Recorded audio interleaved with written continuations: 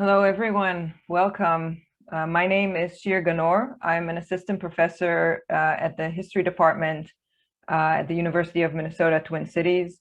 And it is my pleasure to welcome all of you to today's program. On behalf of the University of Minnesota's Center for Holocaust and Genocide Studies, and also on behalf of our partner institute in organizing this event, the Ray Volpov Institute at Western Washington University. We also would like to thank our co-sponsoring partners, the Center for German and European Studies and the Center for Jewish Studies at UMN. On April 11th, 1961, inside a Jerusalem theater hall that was temporarily converted into a courtroom, the trial of Adolf Eichmann commenced. Eichmann was charged with 15 counts, including for crimes against the Jewish people, crimes against humanity, war crimes, and membership in a hostile organization. Though this was not the first time that a high-ranking Nazi official stood trial for their participation in the crimes of the regime, the Eichmann trial was a watershed event that sparked various debates and controversies about the nature of justice in the aftermath of the Holocaust. Indeed, the trial deeply influenced the international community's awareness of the Holocaust, and it thus shaped our contemporary understanding of this cataclysmic history. One of the most unique aspects of this trial was its visibility in transnational media.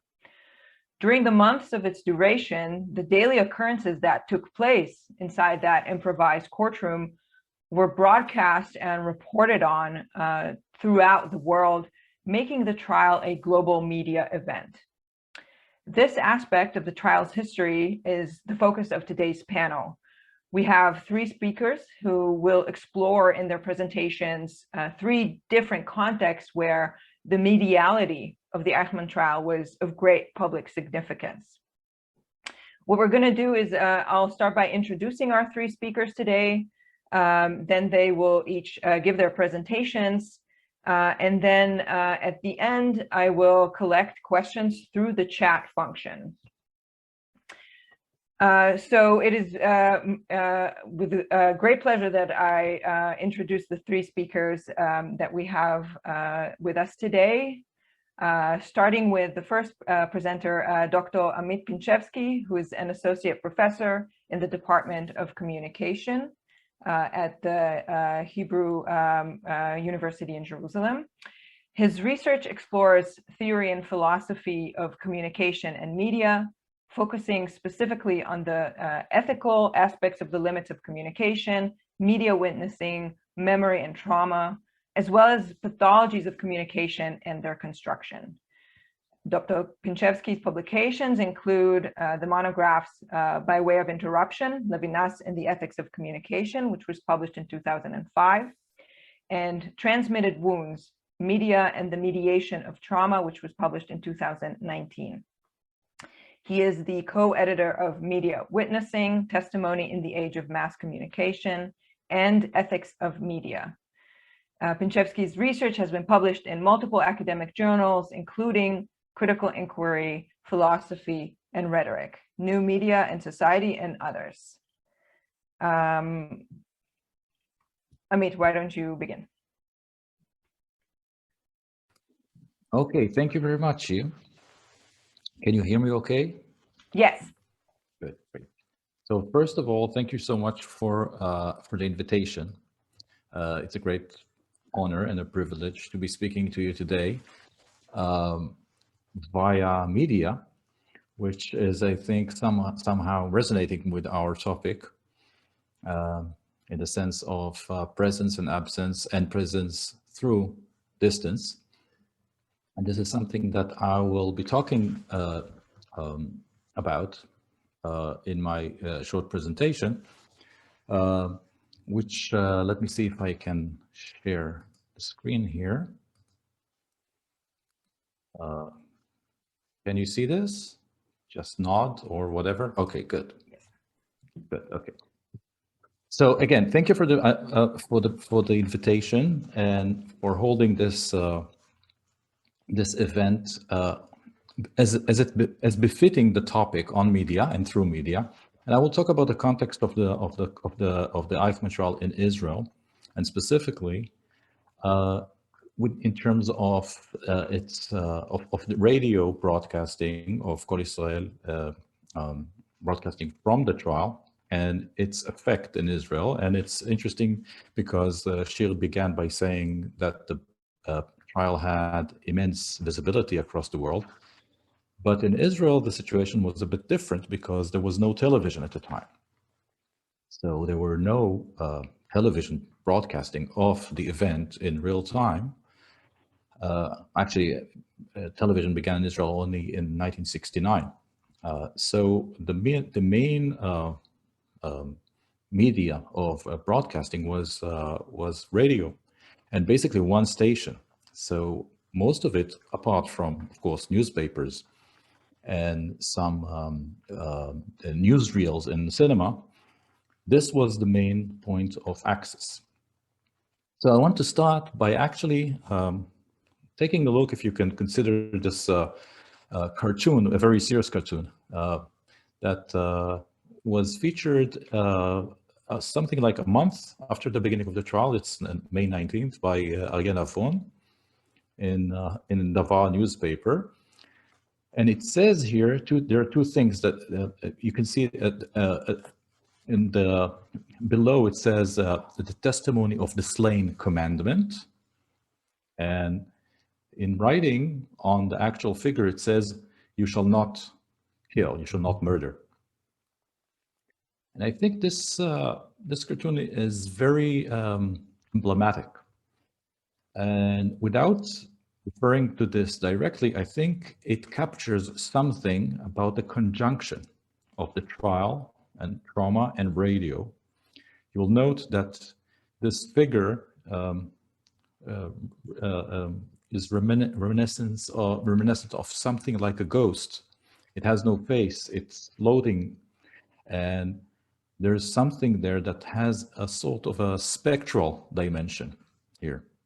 And I think in a very interesting way, radio provided a sort of spectral dimension to the trial in providing or even producing a sense of presence and absence, and the presence of absence through radio transmission of survivors' testimonies.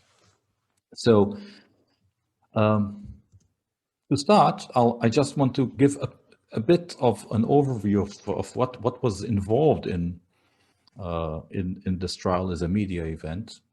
First, it was an immense technical operation for the time.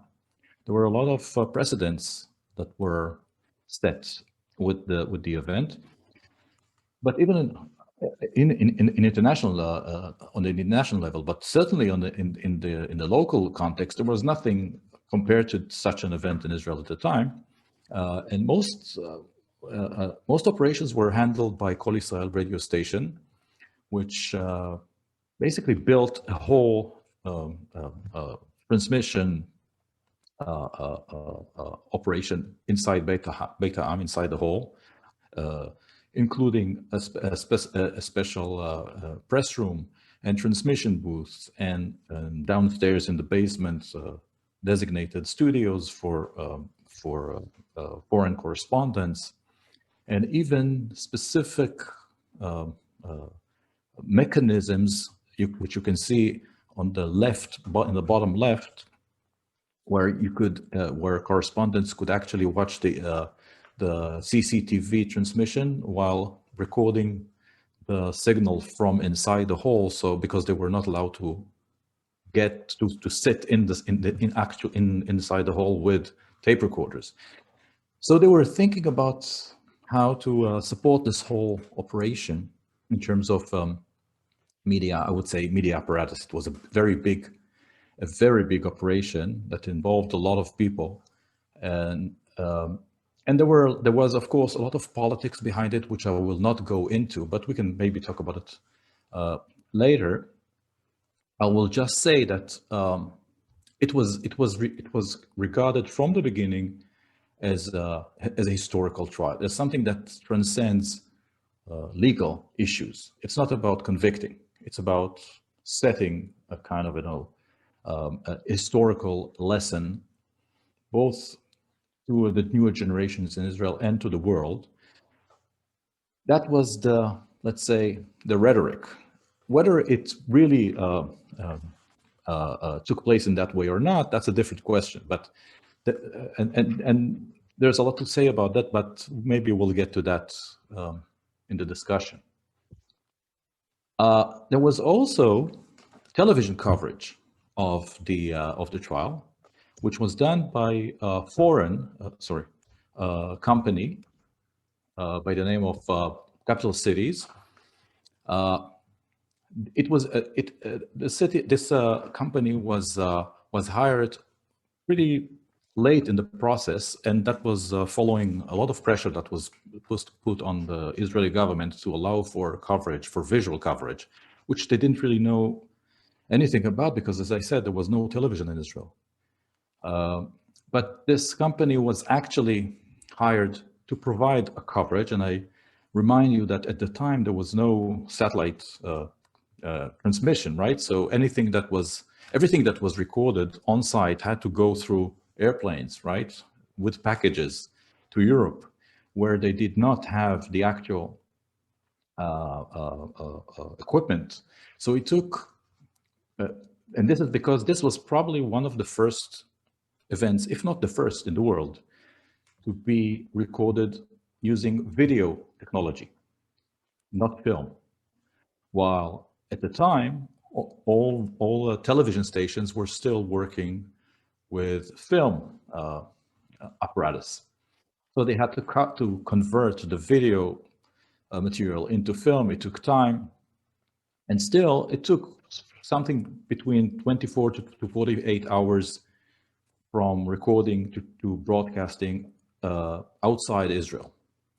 In Israel, it took something between a week and 2 weeks for visual material to get back to Israel to be shown in newsreels in cinema halls. So you can actually see the disparity between the vocal, acoustic, and radiophonic aspect or experience of the trial in Israel in real time, and the visual. There was real time gap and also an experiential one. Again, here, there are a lot of stories and politics behind the recording and filming of the trial, which I cannot go into as well. But maybe if I have time, no, I don't really have time, but I can show maybe a short clip. There was a movie that was done a few years ago called the Eichmann Show, which really tells the story behind the making, the filming of the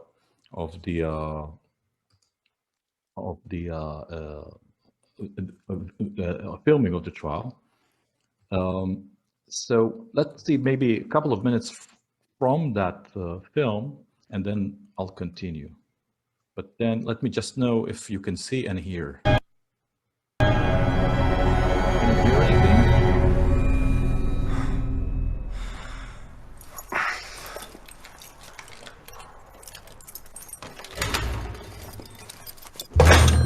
It's the judges. They'll be here in 2 minutes. They're on their way. Ready? As ready as we'll ever be.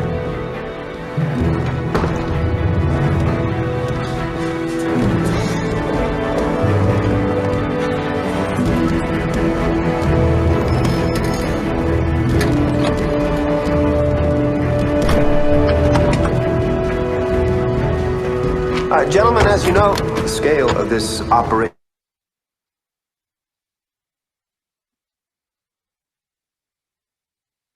is unprecedented. But, as I said to the Prime Minister, this trial is a unique global event. What has clearly taken place? We are here to re-examine the cameras, but you do not appear to be prepared for us. The cameras are not present. Gentlemen, would you follow me?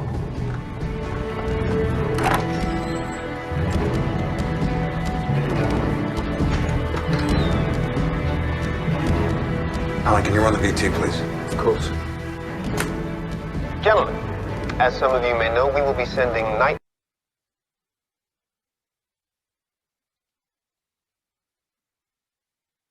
Scale of this operation is. You were filming us. From where? I don't understand. Taking the cameras out of the courtroom, we've hidden them. But how they will see it? We've rebuilt the walls of the courtroom to create space to hide our cameras. We've built slits into the walls, which the cameras can track along, giving a range of positions from which to film. The slits are covered with chicken wire to reflect the courtroom lights. This way. This enables the camera to see through the wire into the court while still being masked from sight. Of course, it's there's more there about that, but I'll just again say this was relevant for all the for television transmission outside Israel, because in Israel it was irrelevant. What was relevant are the radio broadcasts that were taking place in two formats. One was live transmissions, which took place maybe 12 to 16 times during the trial. So it wasn't every day, certainly not every day that it was a trial, but there was a special news coverage on the night of every court session, which was about 25 to 30 minutes, in which everything was covered, what had happened in the trial. But it was clear that people were attracted to what was going on. There were like there were a couple of polls that had been done, showing that an immense interest, and at least in the first stages of the trial, of people listening to the trial and taking and participating in what is going on in a way vicariously. And this, I think, and this is the point that I want to basically suggest, is that what the conjunction of the trial and radio produced a double effect. On the one hand, of course, radio enabled broadcasting, transmitting the testimonies of Holocaust survivors, who at the time were or at the time before the trial, 10 years before the trial, were mostly silenced or felt that they had to be silent about what had happened back then and there. There was a kind of a situation in Israel in which there was a push or a tendency not to dwell in the past, and to a certain extent, a certain disbelief in such stories about all those horrific events. And what happened with the trial, and this is quite clear, I think, is that for the first time, there was a public admission and recognition of those experiences, and a collective listening to testimonies to those who had previously been deemed as speechless, either traumatized or kind of, mad or on the verge of sanity. If you remember stories like See Under Love of David Grossman, where the Momik is the main character. There is an old uncle that comes into the family, and he's basically a kind of, it says that he's like a fish in the aquarium. So he's silent, he's not speaking, but there is a kind of an image of a traumatized body that is unable to speak. So I think that taking to the airways produced a kind of a shift in which there was a transition from a speechless body to disembodied speech, as if it was easier to attend to those testimonies away from the image of the traumatized Holocaust survivor, and by attending to listening to their stories. and it paradoxically, as you remember from the cartoon, it was a faceless medium, right, where you cannot see those speaking, that gave face, that granted humanity to Holocaust survivors after a period where in which they were not listened to, not to say not believed. But I think it's even more complicated than that, because, as I said, there are two contradicting or dialectical moves here. So on the one hand, it's moved from speechless body to disembodied speech, but I think the body that is evacuated from the airwaves, from radio, returns in a certain way, and it returns through the materiality of the voice and of the sound, rather than the narrative of testimonies. And through interviews with people that listened to the trial, who were in their teens or even younger kids, a consistent theme that came up is that they remember distinct voices and sounds, not necessarily events and stories, but they remember the high-pitched voice of Hausner, and they remember like the sound of the people, of the audience in the hall. There was a marked sound memory, I would say, an acoustic memory to the trial, as if while the body and the materiality of testimony was evacuated, somehow radio reintroduced it through the sound of the setting of testimony. So this is what I mean by a kind of a spectral logic. So there was something that is being removed, but returns as a surrogate to itself, something that is both present and absent, something that is present in its absence. And I think that radio was distinctive, or the radio experience, radiophonic experience, is distinctive in allowing for that negotiation. And as Jeffrey, who we will hear shortly, said with reference to the US, that if there's a kind of, a distinctive experience of the Eichmann trial television broadcast in the US, was that in contrast to Eichmann's corporeal, if inscrutable presence at the trial, the 6 million remained elusive. Now, I'm not sure this was what happened in Israel, because specifically because the visible or the visual aspect was missing. Elusiveness of the 6 million was still there, but it was present in a certain way. So I think when we take into account or think about Hausner's opening speech, when I stand here before you, judges of Israel, I'm not alone. With me stand here 6 million, right? I think this can actually be read as a kind of a seance. So he is performing a seance. He's not alone here. There is this multiple of absences that is with him at that point. And this is being formed, actually. And I think radio provided a certain dimension of, as I said, of spectrality to that, in a sense that there's this persistence of something that is intangible, but yet invasive, presence and absence.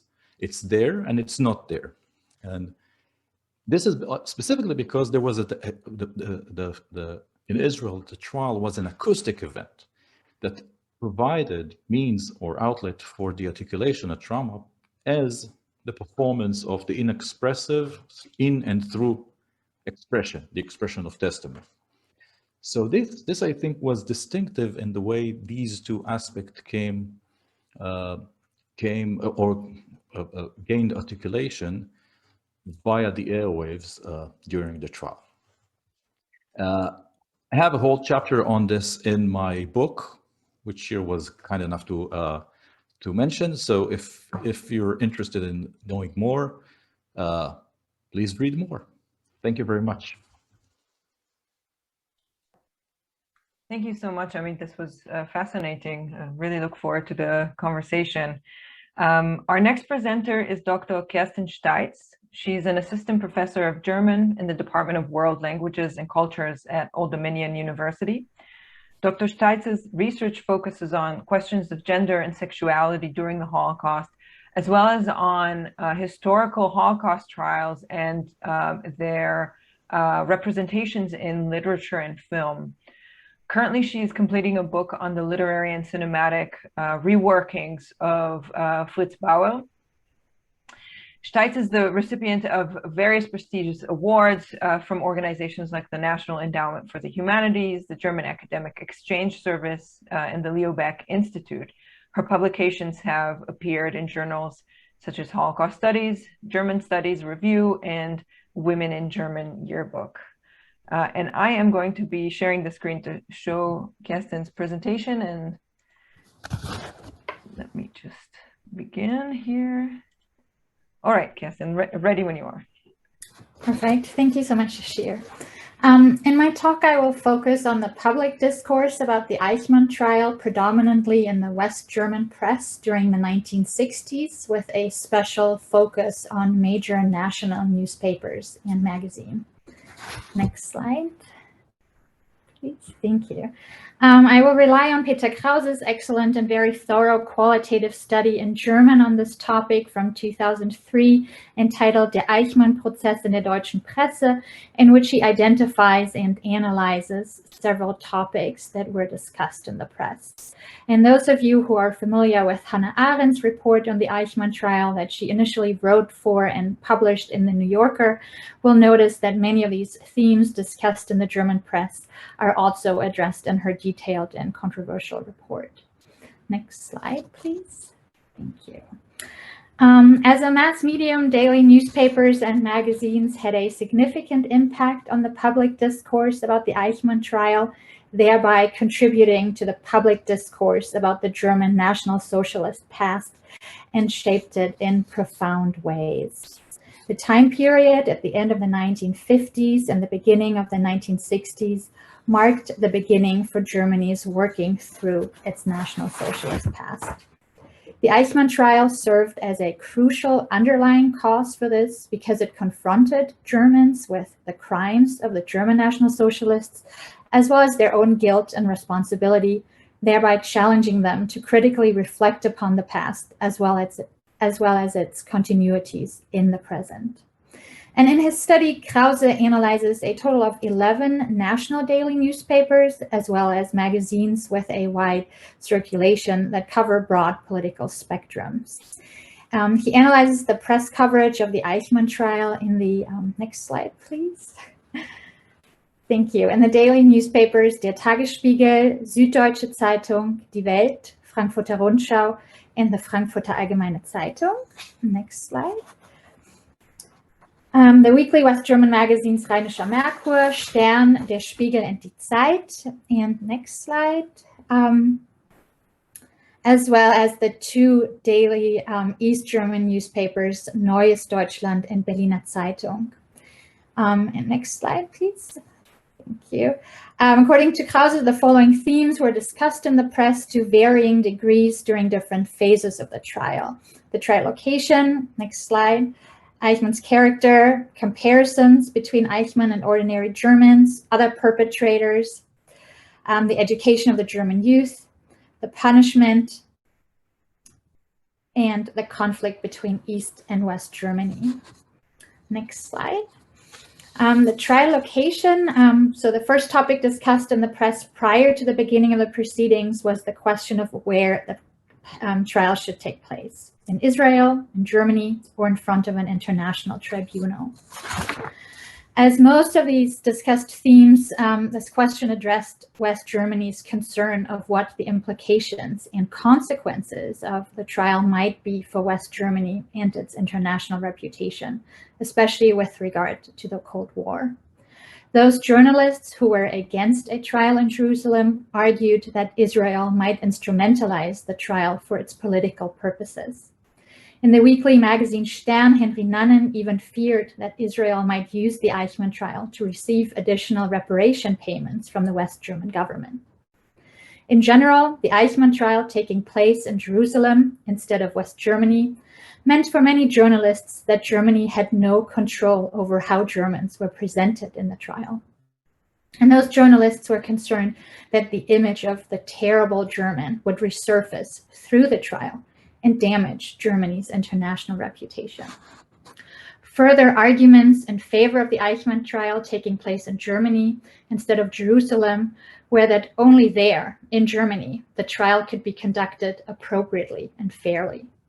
Henry Nannen, again, even equated the kidnapping of Eichmann to National Socialist methods and called the trial a show trial, similar to those the German National Socialists had put on, a major argument for him for a trial in Germany.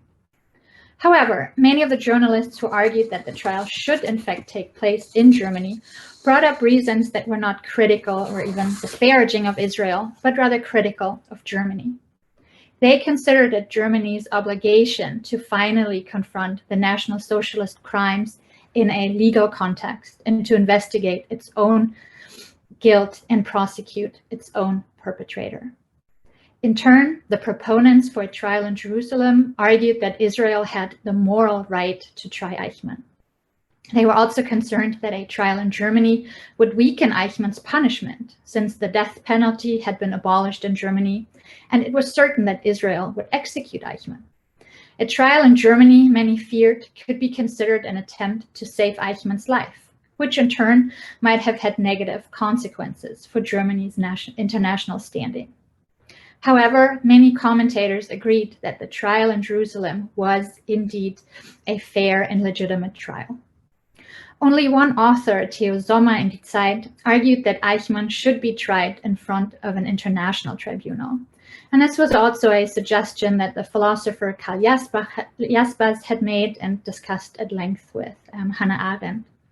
The philosopher Max Horkheimer even went so far as to argue against a legal proceeding altogether, suggesting instead that it might have been better if Eichmann would have been assassinated by descendants of those who were murdered by the German National Socialists. Next slide, please. Thank you. The second topic covered in the German press was the question of who Eichmann was as a perpetrator. Journalists tried to answer the questions of what his character was, what kind of criminal he was, and what his motives were. Different trial observers had varying interpretations of him, which nonetheless, I think, all led to important conclusions. For example, authors in the Rheinische Merkur and Frankfurter Rundschau considered Eichmann a committed German National Socialist and anti-Semite, full of hatred. Others thought he was a bureaucrat, a so-called Schreibtischtäter in German, a desk perpetrator who followed orders. This evaluation of him led to calls to further investigate those who gave orders and those who helped Eichmann. Bernd Nelissen in Die Welt emphasized that in addition to Eichmann's individual guilt, the trial should focus on the guilt of the entire political system that made his crimes possible in the first place. And in the same vein, some cautioned that Eichmann's role should not be overrated. In the Frankfurter Allgemeine Zeitung, Joachim Schwelin called the defendant Eichmann a Hanswurst, a clown, because of the discrepancy between the mass murders he was accused of and his ridiculous appearance. Schwelin was unable to see anything demonic about Eichmann. And this is also Hannah Arendt's impression of him, which led her to her controversial thesis of Eichmann's banality of evil. Some journalists changed their evaluation of Eichmann during the course of the trial, and there was no final unified answer to that question. Despite that, the press did agree that even if Eichmann was to be considered a bureaucratic desk perpetrator, he was still solely responsible for his actions and therefore guilty. Next slide, please. In the context of the question of Eichmann's character, the question arose about the differences and similarities between Eichmann and the average German, every German's guilt and responsibility in the Holocaust. While the press did emphasize the responsibility of all Germans for the National Socialist crimes, it is important to point out that the emphasis was on responsibility, which is of course not the same as guilt. Instead, this emphasis on the responsibility of all Germans Germans did not mean active participation in the mass crimes during the Holocaust, but rather presented their actions in terms of looking away, denial, refusal to resist, and in general, obedience. Nobody claimed that the majority of Germans had been committed National Socialists, but instead journalists criticized an overall lack of resistance in the German population during the Nazi era. And this is still a very persistent narrative in Germany today. The journalist Konrad Ahlers saw the Eichmann trial as a symbolical trial. He argued in the Frankfurter Rundschau that in this trial, Eichmann should be considered as a mere representative of all Germans and of Germany. In other words, that all Germans were on trial in Jerusalem. Next slide. One of the most important aspects covered in the press that drew a lot of public interest in the Eichmann trial and its reporting was the discovery of other National Socialist perpetrators mentioned during the trial who had not been tried yet. The press, for example, the Rheinische Merkur, die Zeit, and Frankfurter Allgemeine Zeitung, even used the term Eichmänner, literally Eichmann, the German plural of men, to indicate that Eichmann did not represent an isolated case. However, while many expected, some hopefully, others fearfully, that Eichmann would incriminate several other Nazi perpetrators during his testimony, this did not happen. Yet, the Eichmann trial still led many journalists to raise the question of whether the German legal system had done enough to investigate Nazi perpetrators who were still alive, some of which even held important government positions. Most answered this question in the negative.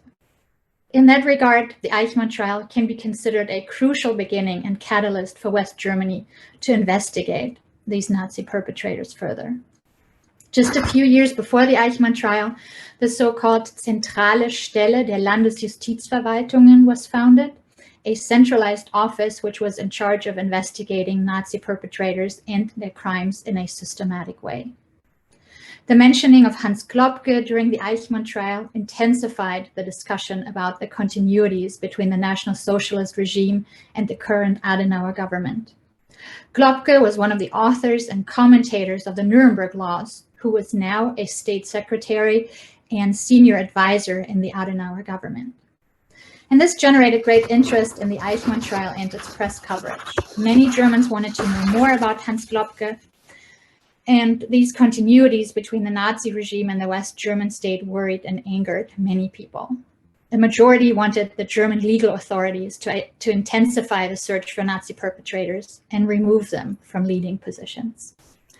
Globke remained in his political office until the end of the Adenauer government in 1963.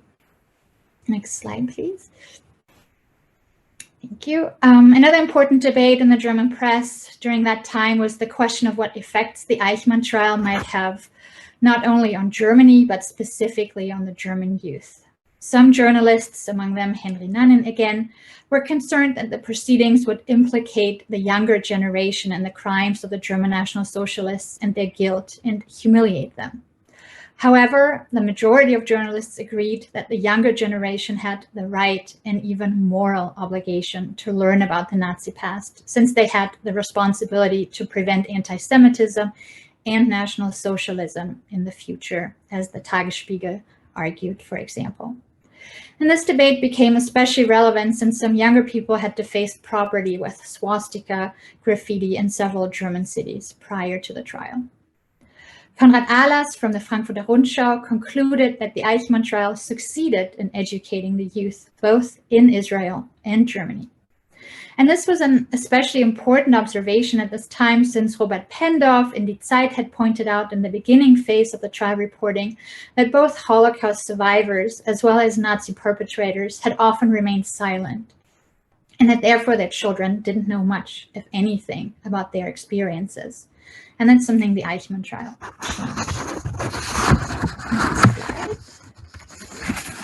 Thank you. And the final major debate was about Eichmann's punishment. Krause describes the public discourse about the judgment and punishment of Eichmann as characterized by helplessness and insecurity. The main question was whether there could be an appropriate punishment that was simultaneously humane. The death penalty for Eichmann was certain even before the beginning of the trial, and while some argued that this was not enough, others warned that the death penalty was a similarly gruesome means as the German National Socialists had used, and that the trial might turn into a show trial. Initially, some journalists had even argued in favor of pardoning Eichmann, since they expected that Eichmann would exhibit signs of regret and remorse throughout the proceedings. However, when he failed to exhibit any signs of regret and remorse, they did agree with his execution. Eichmann's eventual execution did not mean for the majority of Germans that the case Eichmann was closed, although there were certainly people who argued in favor of ending the discourse about the past. Next slide, please. While for West Germany, the Eichmann trial served as an occasion to critically reflect upon its past, the GDR was different. East Germany was different. The press coverage in the two GDR newspapers only considered the Eichmann trial as a crucial event in as much as it allowed them to criticize and discredit West Germany. Generally distancing itself from the Nazi past, the GDR instrumentalized the Eichmann trial for its anti-Western propaganda. For example, the GDR government and press presented West Germany as a safe haven for National Socialists. The example of Hans Globke certainly supported that claim, and itself as an anti-fascist state. For the GDR, anti-Semitism and National Socialism were not a concern and did not belong to its past, since they were anti-fascists, who considered the former as direct results of capitalism and imperialism. While the Eichmann trial prompted the West German press to point to continuities between the current government and the Nazi regime, East Germany and its press distanced themselves from that view. To conclude, and this is the last slide, thank you. To conclude, the Western press was eventually able to understand and present the Eichmann trial as a painful event for both Israel and Germany, but also as an opportunity for working through the past. A majority of journalists saw the Eichmann trial as a very unusual legal trial, as a commemorative and pedagogical event. And as such, it marked a crucial beginning in the public German discourse about, as well as critical engagement with Germany's National Socialist past. Thank you.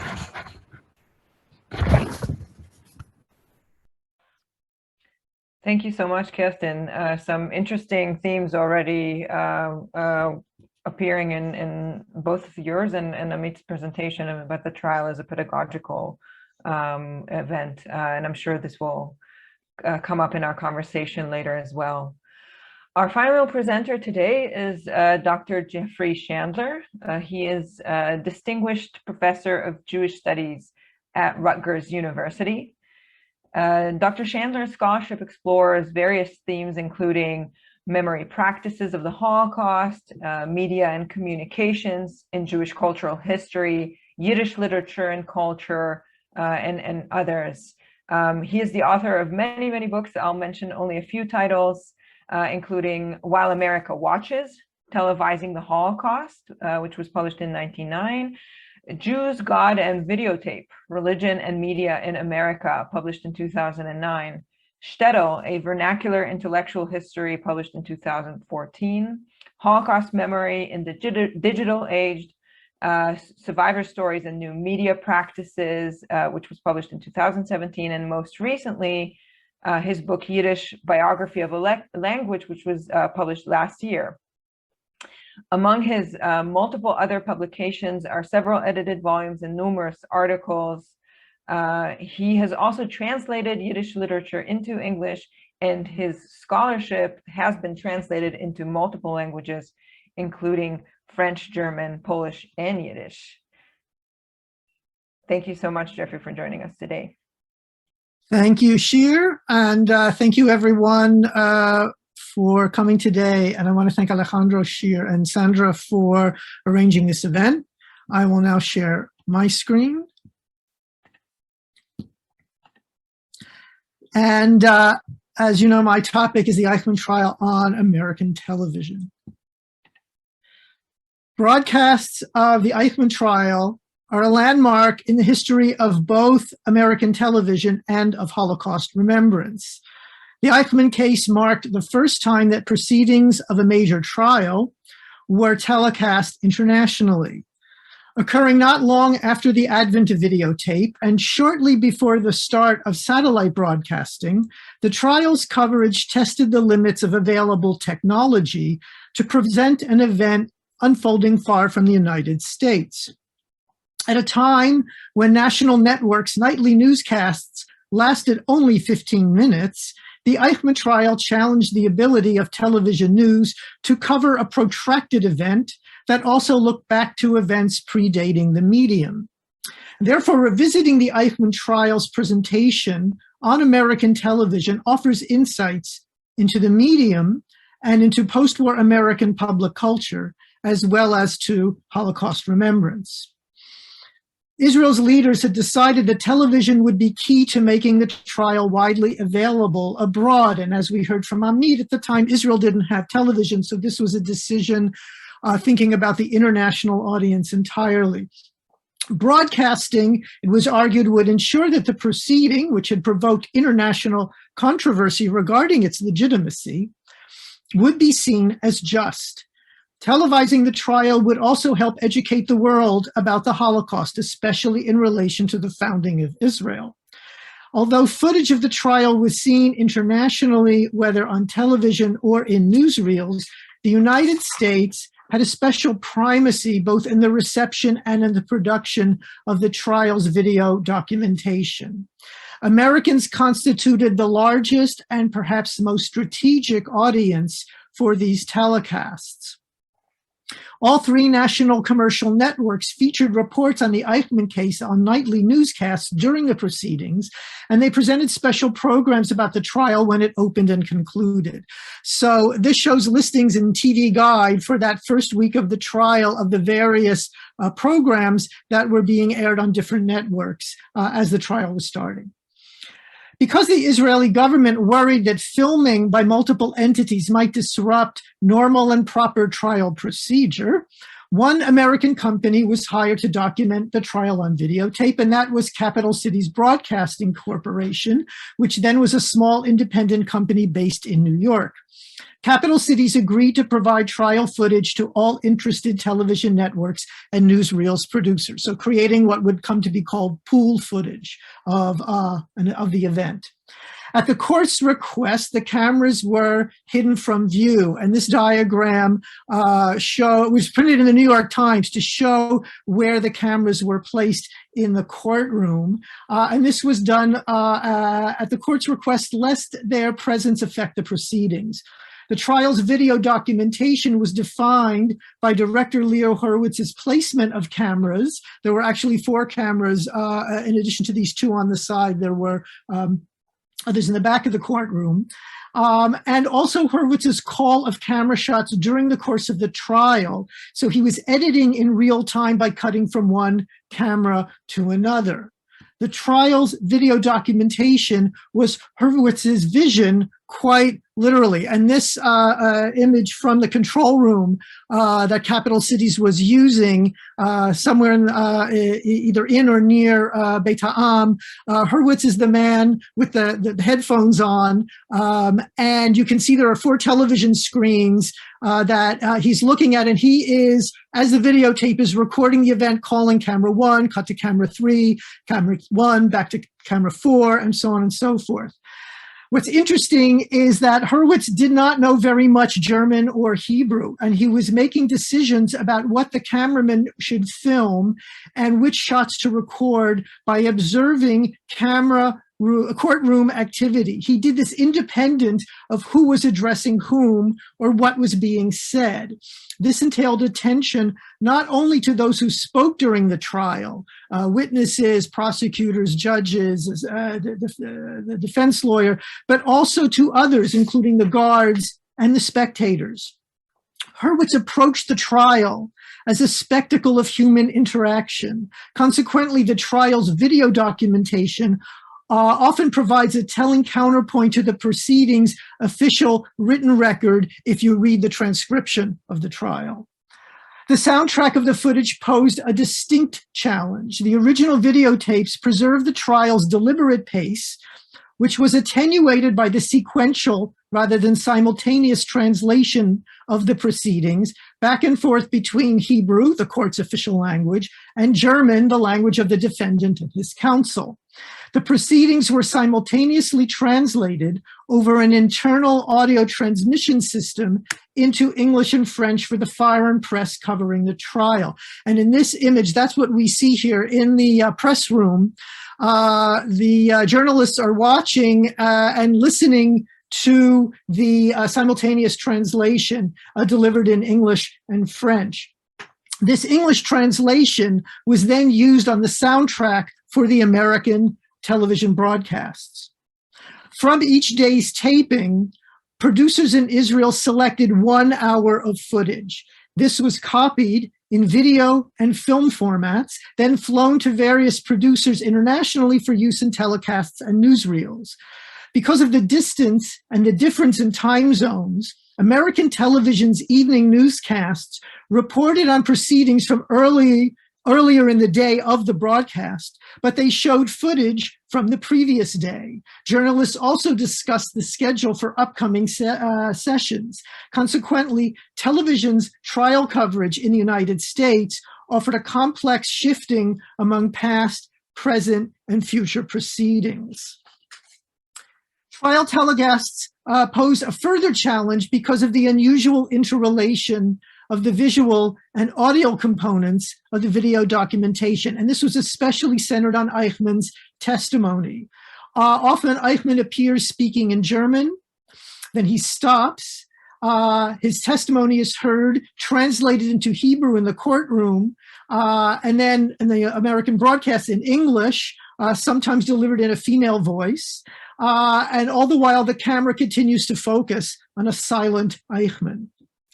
In subsequent presentations of this footage, such as more recent documentaries, the soundtrack was edited to present the translation simultaneously. But in the original American telecasts, the spectacle of Eichmann contrasted with his displaced audio presence, complicating rather than enhancing his presence.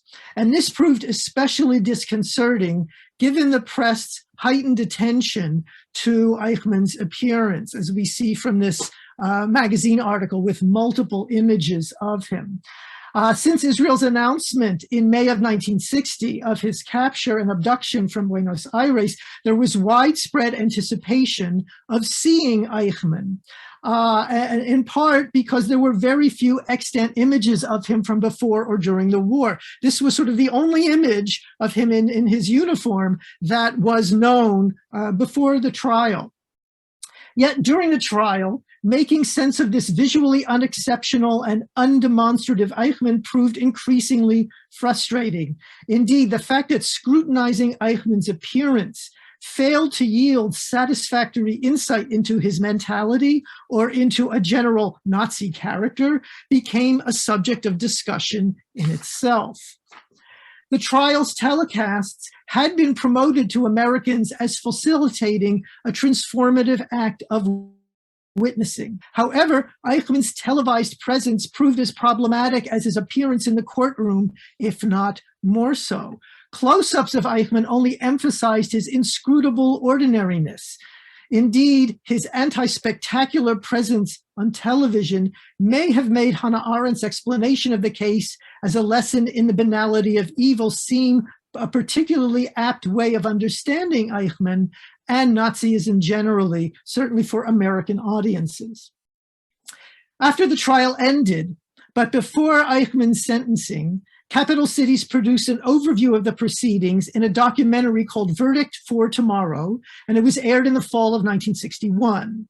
The narrator, journalist Lowell Thomas, vaunted the trial's filming as being, quote, of paramount importance as it enabled the whole world to see, hear, and understand the causes and the consequences of Nazi atrocities. This job, he argued, could only be done by a world mass communications medium. And over shots of the television control room, Thomas explained, through the eyes of the television camera and by means of videotape, the whole world had a front row seat in the courtroom. Now, this was, of course, an overly simple characterization of television's contribution to public engagement with the proceedings. Yet reflections on the trial in the American press seldom scrutinized television's impact on its reception, suggesting a naive acceptance of these broadcasts as characterized by Lowell Thomas in Verdict for Tomorrow. For Americans, the desire for psychological insight into Eichmann, and by implication, into Nazism generally, or even into a universal human capacity for evil, had a special primacy, and thus a full-page advertisement promoting local coverage of the case, which ran in the New York Times when the telecast started, exhorted viewers to approach the trial of Eichmann self-reflexively as an occasion to sit in judgment of ourselves. And this proved to be a daunting task. To many American viewers, the trial's telecasts may have seemed slow, diffuse, visually austere, linguistically complicated, and extensive beyond the medium's limits. These broadcasts were indeed unlike anything else American television had ever offered. They were both exotic and universal, news and history, special and routine. The trial's content veered from the histrionics of what one observer termed Jewish folk opera to the deadliness of Nazi bureaucraties. The great majority of Nazis' victims were invisible, and their absence only became more palpable with every effort to invoke them. The trial's sole defendant, accused of unfathomable atrocities, seemed ordinary, enigmatic, even boring.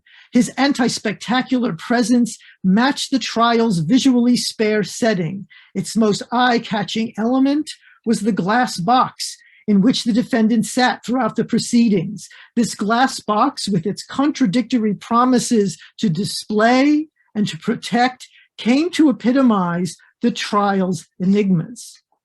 Indeed, American film and television offered audiences much more emotionally satisfying portraits of Eichmann as a raving sadist in dramas. The feature film Operation Eichmann, a dramatization of Eichmann's capture starring Werner Klemperer in the title role, opened in theaters just as the trial began. During the trial's first week, CBS rebroadcast Engineer of Death, an hour-long docudrama on Eichmann, which had first aired in October of 1960. The telecast suggested motives behind Eichmann's war crimes. For example, explaining his anti-Semitism as the consequence of shame in being falsely identified as a Jew. In November of 1961, another television drama called Death's Head Revisited, an episode of The Twilight Zone, addressed the Eichmann case more obliquely through the genre of science fiction. In this half hour, an Eichmann-like former SS officer visits an abandoned concentration camp, only to discover that it is haunted by ghosts of the prisoners that he murdered.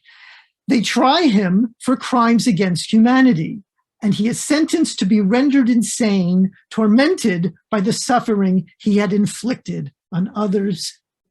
Notwithstanding the challenges that watching the Eichmann trial posed to American television audiences, revisiting its telecasts provides a revealing glimpse of the medium, Holocaust remembrance, and the state of Israel, all in early stages of their realization, and all in the process of negotiating the complex demands of the present to reckon with an abject past. Over time, Eichmann's life story, his capture, the trial, and even its televising, as we saw in a glimpse from the Eichmann Show, which made it a real melodramatic event, would be revisited in documentaries and dramas, all testimony to the compelling and challenging nature of this moment of the history of Holocaust memory and its mediation. Thank you. Thank you so much for this rich presentation. It was fascinating to see that excerpt from the New York Times that showed that already back then there was attention to this unprecedented technological innovation aspect of the trial, and that people were paying attention to this aspect of the trial as well. Okay, we now have time to open up a discussion. I will be taking questions through the chat, so if you would like to ask something, please post your question to the chat and I will read it to our presenters. We already have one question that I think is relevant for all three of the presentations, and that is if you could say something about the audience reception of the coverage of the trial, each in your respective context and the locations that you explored. So how did the audiences respond to this media coverage? Since each of you also focused on a specific medium, radio, press, and television, if you think that the medium also structured the response. Okay, thank you. Well, it's a very big question and a bit difficult to answer because we don't have the exact data. I know of at least two polls that were done by Kol Israel, a radio station, after the first week of broadcasting, showing a very high level of engagement. But I think that over the weeks of the trial, there started to be a bit of fatigue, I would say, which actually we can conclude that there was something like that by some discussions within, let's say, medium governmental levels about how to harness the initial interest of the trial and to further it by different means.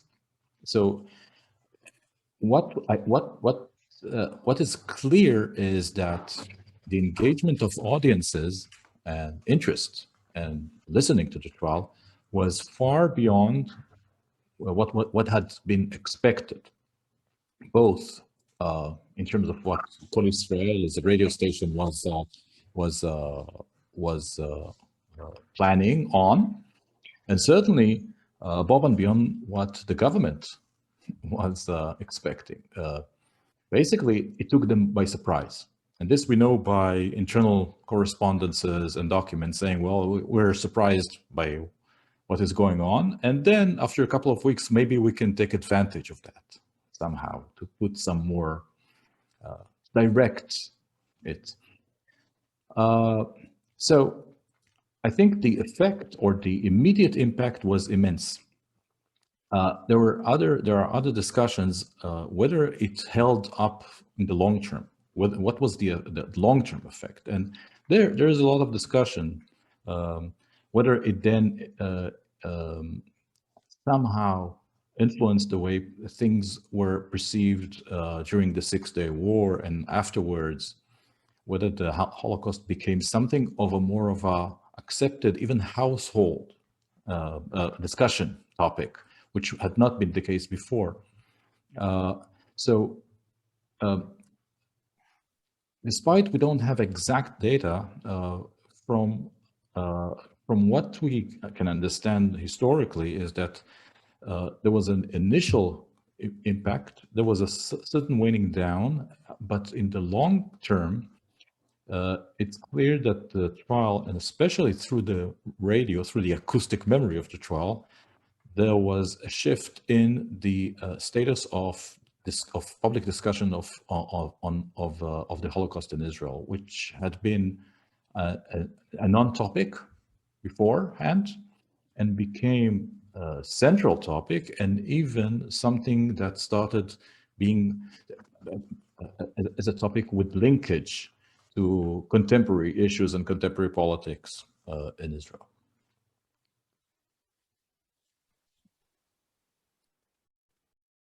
Kerstin and Jeffrey, do you have thoughts on that too? Yeah, thank you. I would agree with Amit that it's hard that there's not really a lot of data on how the trial was perceived by the actual German readers of these magazines and newspapers, but I would expect that the very varied responses by the press really also reflected what the general public was thinking.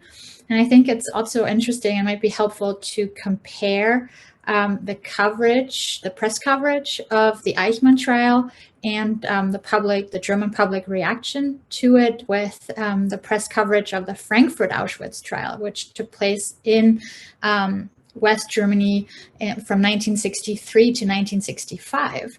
And I would argue that more people were actually following the press coverage of the Eichmann trial and were much more interested in the Eichmann trial in Germany than they were in the Frankfurt Auschwitz trial. So there was definitely a fatigue because people would argue, well, we've been through the Eichmann trial in Jerusalem, we've had the Nuremberg trials, why do we need the Frankfurt Auschwitz trial? And there are actually quite a few studies that show the data that a lot of people weren't even aware of the Frankfurt Auschwitz trial, although it was heavily covered in the German press. So in the United States, there was a study done, and I think it shows what people thought was worth studying about media reception at this moment, whether in Israel or Germany or the United States. There was a study about what people had learned about from the trial and about the larger history involved, comparing consumers of print media and consumers of television. And they came to the conclusion that people learned more from print media. And of course, the print media was much more extensive and went into greater depth especially in long magazine pieces and daily reportage that sometimes was quite lengthy in major newspapers than what television was offering, especially outside of New York. In New York City, you could watch sometimes either the full hour or a half-hour excerpt of the full hour of video that was distributed by capital cities locally. But outside of the United States, it would outside in the United States from New York, you might see a minute or two of it in a news coverage, and of course not every night, but when something that was deemed newsworthy that could be included in a 15-minute newscast, a nightly newscast, would turn up. So you wouldn't learn that much compared to if you were reading articles in the press. That was the only study that I came across that was concerned with reception, but it was about information. What information did you acquire and how much? So we think about these things very differently now, I think, in terms of studying reception than was the case in 1961. Certainly. Another question to all three panelists. Amit and Jeffrey, you both mentioned and showed representations of the trial in fictionalized accounts in the film and in the Twilight Zone episode. I will definitely go check that out after we're done here. That sounds fascinating. I'm wondering if you each can say something about what we can learn from fictionalized representations of the trial, where do you see maybe a gap between the transmission of the events themselves and then films and other forms of fiction representations, and what they also show us about the way that the trial has shaped Holocaust memory as we know it today.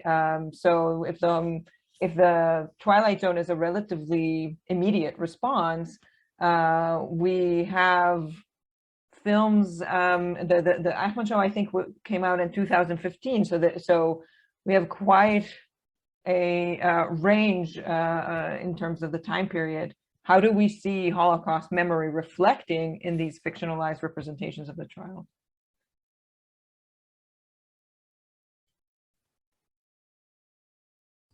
Amit, you want to? Yeah. Okay. Well, first thing, it doesn't cease to amaze me that there are so many movies about Eichmann, especially about the kidnapping. I mean, there's so many, which is something which has to do, of course, with the whole event of like it's as an action movie, but also the drama of those who had been the victims are now having the upper hand, and there is a kind of reinstating of justice and so forth. The representation of the trial itself is relatively, I think, limited. I think the film is one exception, but in Israel, there was a very interesting documentary film that was done in 1979 by a documentarian named David Perlov called Memories of the Eichmann Trial, and in which he interviewed people. There were a few survivors who gave testimony in the trial, people who had listened to the trial, and second generation, and with all he plays them parts of the trial, audio parts of the trial, or shows them photographs or texts. So if you have access to this film, it's called Memories of the Eichmann Trial, 1979. It's a very interesting engagement with the memory of the trial 18 years later through media as a mediated event. And I think there, specifically in the latter part, there is a fascinating interview with a photographer who took, and his pictures were part of the evidence in the trial. Ross was his last name, and he's interviewing him and actually asking him to enact how he would take pictures and hide the camera. So that, I think, if I'm trying to remember if there was an interesting engagement, rather not a dramatic one or even a melodramatic one, which is like more of like the Eichmann Show, which is pretty melodramatic. I would say that this one, the David Perlov one, really stands out as something that is really kind of have a kind of a more deep reflection about how memory works with and through media. Other than that, as a representation of the trials, I think it was mostly about what you would expect, as in terms of like as Jeffrey said, right, like the glass booth, kidnapping, the undecipherable figure of Eichmann, and long line of of witnesses on the stand, and of course the collapse of Katzetnik on the stand, which is one of the symbols of the trial itself. So starting in 1978 with the Holocaust miniseries that was seen by half of all Americans, Eichmann has appeared in about a half a dozen dramas that were American or British but shown in America, some films, some on television, a drama about Raoul Wallenberg, a dramatization of the Wannsee Conference, two dramatizations that I know of his kidnapping, and biographies of his pre-war life. The trial itself, because the trial doesn't lend itself to drama, that gets covered in documentaries. But his life up to capture or up to the start of the trial, that does become the subject of dramas. What I found particularly interesting was, I think the most recent one of these is a film, Operation Finale, another kidnapping film starring Ben Kingsley, and that to prepare for the role, Ben Kingsley watched footage of the trial so that he could get Eichmann. which is quite remarkable, is to think of this recursive relationship between the actual Eichmann, the actors who want to inhabit him. And there have been some major actors, Robert Duvall, Stanley Tucci, for whom this is a plum role, but also one in which you can study the actual man to figure out how to play him. So I think what they point to is a fascination with him as a psychological enigma, and as an emblematic psychological enigma of the extent of, can you understand people who would do what he did? And the dramas both try to take you in there, but they can only take you so far, because you can only go so far. And I think that may be the enduring interest in dramatizations of Eichmann. And if you want to see the Twilight Zone episode, you can find it on Vimeo. I just wanted to briefly mention two German films that came out in the past 5 to 10 years that also talk about the memory and everything leading up to the Eichmann trial. And I would agree with everything that Jeffrey and Amit said, that the Eichmann trial is never really shown. It's never staged in any of these films. One film is about Fritz Bauer called The People versus Fritz Bauer. And Fritz Bauer was the Hessian Attorney General who was instrumental in setting up the Frankfurt Auschwitz trial. But he was also very committed in actually finding Eichmann and putting Eichmann on trial in Germany. So this film from 2015, I believe, 2016 German film, The People versus Fritz Bauer, shows the difficulty of Fritz Bauer finding Eichmann, getting in touch with the Mossad, trying to negotiate whether they could extradite him or get him to Germany somehow.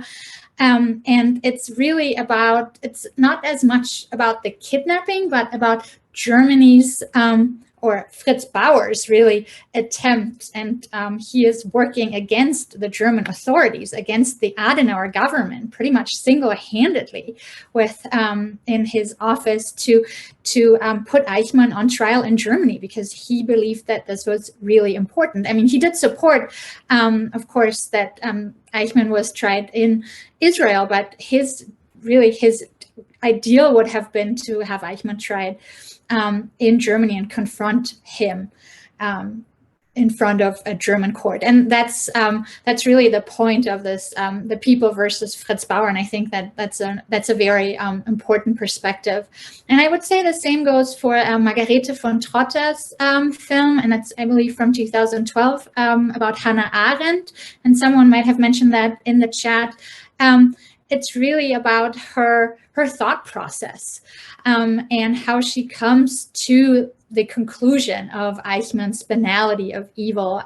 I think Margarete von Trotter did a wonderful job really showing Hannah Arendt's thinking, quoting from letters and with Karl Jaspers, and her philosophical exchanges that really led her and prepared her for the trial. And she really intensely prepared for this. And I think this film is as much, or actually much more, about Hannah Arendt and what she did for the memory of the Eichmann trial as it is about the Eichmann trial. And I think it was Deborah Lipstadt who said it's impossible to talk about the Eichmann trial without talking about Hannah Arendt, right? So I think her report and what we what most people know about the Eichmann trial is really filtered immensely through Hannah Arendt. Thank you. Another question that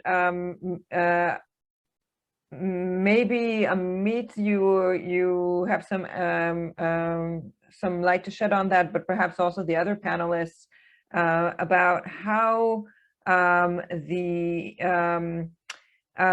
prosecution and the judges and everyone involved, also the Israeli establishment involved in arranging the trial and bringing it forth, how did they think of this media spectacle?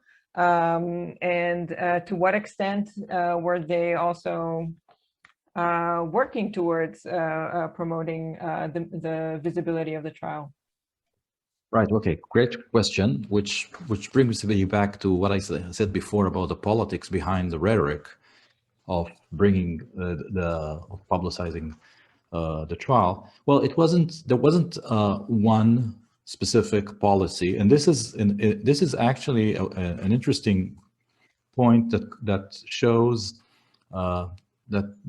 that contradicts with some of Hannah Arendt's arguments about the show trial and about the theatrics of the trial, which was there, of course, but I think when you go into the finer details, you see that much of it was I would say something that was improvised rather than pre-planned, and sometimes the effect of those improvised decisions had an effect that could not have been anticipated. For instance, the live broadcasts. What is clear is that there was no one voice. The Ministry of Foreign Affairs wanted, or not just wanted, pushed to greater exposure and publicity. At the same time, the Ministry of Justice wanted to keep it in low profile, so people or the world would not say that we're doing or making a show trial, right? So they were very conscious of the fact that there's something that here that might kind of, act as a boomerang. It needs to be a trial that looks like a trial, and it's a bona fide trial, and not go beyond a certain point in which it would be too much. And that actually had to do with the decision with hiring capital cities, because for a long time, up until a few months before the trial, there was a lot of immense pressure on the Israeli government to allow cameras into the courtroom, and they refused. It only got to the point where the three big networks in the United States, CBS, NBC, and ABC, threatened a media embargo on Israel. So it would affect all coverage of other issues that are important to Israel.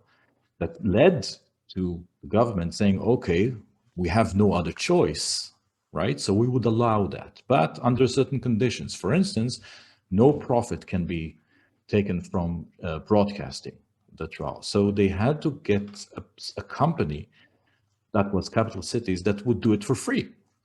Well, it wasn't really for free because they registered it under whatever, like for tax returns or whatever. There was a whole business why they hired capital cities and not something else, or even a local studio. They had no equipment, capital cities at the time. But that was an interesting kind of a compromise of allowing much exposure of the trial, but under the conditions that all the rights would be under the hands of the Israeli government. There would be no profit, only cost value of the packages that they would then send across the world. And it was many times it was case by case. For instance, Kol Israel did not know what would be next on the trial. They couldn't even plan what programs are going to be broadcast live. Sometimes it was decided the same day. So that doesn't look like someone having a kind of a master plan, right, of like influencing the world or even local public opinion. It was more complicated. There were like internal politics and conflicts within the Israeli government, and some of the things were not pre-planned, but were improvised, and then the effect was so great that it's okay. This is something that we probably should do more, and then they started doing more. not necessarily successfully. Maybe one last item of information or interesting kind of data is that, as I said, all the visual material that was shown in news reels in cinema in Israel was brought from abroad, because there it had to be converted from video into film. But Israeli government did not find it important enough to support the distribution of that material, so they did not produce enough copies, and cinema owners had to pay for taxis to circulate that material among them, so it could be shown all over the country. So again, that doesn't look like a pre-planned of a kind of a propaganda machine, right? It didn't work like that. Thank you. I would say there's a tension at work here. On the one hand, the judges, and this is typical of judges, are very concerned about anything that might disrupt or distort courtroom procedure. And that's why most trials, judges will not allow cameras in the courtroom, at least in the United States. On the other hand, there is a concern in the government to make sure that this trial is seen as doing justice, because the trial was very controversial. The fact that Eichmann was kidnapped, the fact that he was being tried for laws that weren't on the books when the crimes were committed in a country that didn't exist at the time that the crimes were committed, that's unconventional, to put it mildly. And there was, of course, a great deal of concern about this becoming a show trial, in the sense that Amit was referring to it. On the other hand, they did want to show the performance of justice and the need to show it internationally because of international criticism of this move in particular. Also, the idea that this would become an educational platform for having people understand the enormity of the Holocaust, and also Israel positioning itself as a keeper of this story. So these were all motives for having a widely publicized event. And that's in tension with the judicial concerns of having a constrained attention, which is just more typical of courtrooms. Thank you. Even though we have more questions in the chat, we are out of time, and I want to be respectful of everyone's time. This was such a fascinating conversation, and I really want to thank all of our three presenters for your thoughtful and insightful presentations today. Thanks everyone for joining us from home or from wherever you are. This event will also is being recorded and will also be available on our YouTube channel of the Center for Holocaust and Genocide Studies. And we hope to see you again in our events. Again, thank you so much, Kerstin Steitz, Jeffrey Chandler, and Amit Pinchevsky. Thank you, Shir. Thank you, everybody. Thank you so much.